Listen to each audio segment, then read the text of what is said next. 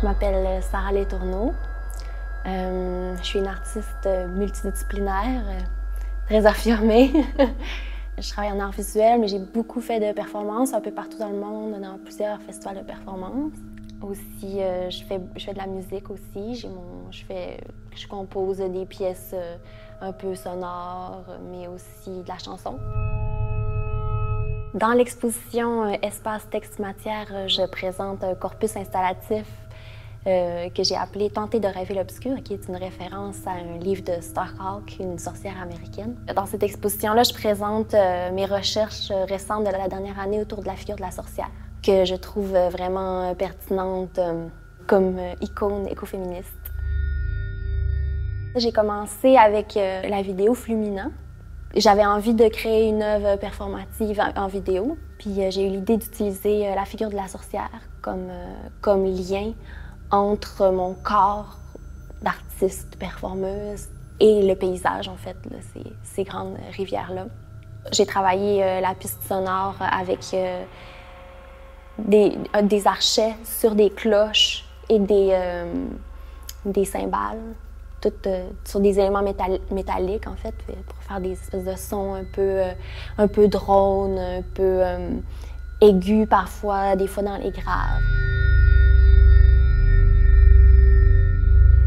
J'ai décidé de créer la pièce qui s'appelle « Les feuilles mortes », qui est une œuvre installative qui contient une 60aine de modelages de feuilles en céramique.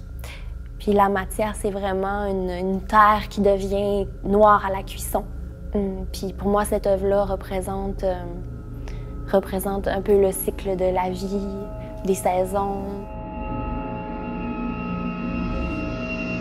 J'ai aussi créé une autre pièce en céramique, les 28 tasses. Ce sont 28 tasses de la même céramique noire que j'ai façonnée. Puis c'est un peu de la grandeur coupe menstruelle. Fait que c'était un peu, dans le fond, un rapport au corps, un rapport au cycle menstruel, mais aussi au cycle de la lune, aussi avec 28. Puis j'aime aussi, ils sont remplis de tisanes, ces 28 tasses remplies de tisanes, qui sont remplies à chaque jour. J'aime bien donner cette tâche-là, qui apporte un peu de rituel dans l'exposition aussi. Et sinon, dans l'exposition, j'ai mes 4 grandes courtes pointes noires. Donc, j'ai travaillé pendant 5 mois sur ces courtes pointes-là, puis j'ai travaillé dans la surpiqûre sur la courte pointe, parce qu'une courte pointe, c'est vraiment 3 épaisseurs de tissu. Donc, c'est le texte qui relie les tissus. Puis, il faut vraiment comme plonger dans l'œuvre pour lire le texte. J'ai la pièce sonore, la pièce acousmatique que j'ai appelée La sorcière, qui reprend le même texte, en fait, mais un peu dans la même idée de travail avec la matière. J'ai enregistré ma voix qui dit le texte, après je l'ai traité. J'ai travaillé aussi beaucoup avec ma sibilance, la sibilance naturelle que j'ai dans ma voix.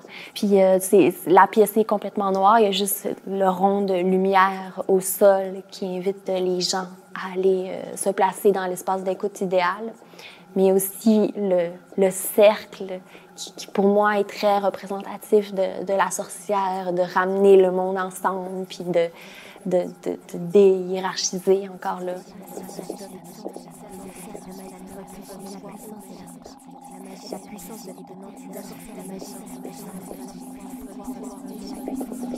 Pour moi, la circulation de cette exposition-là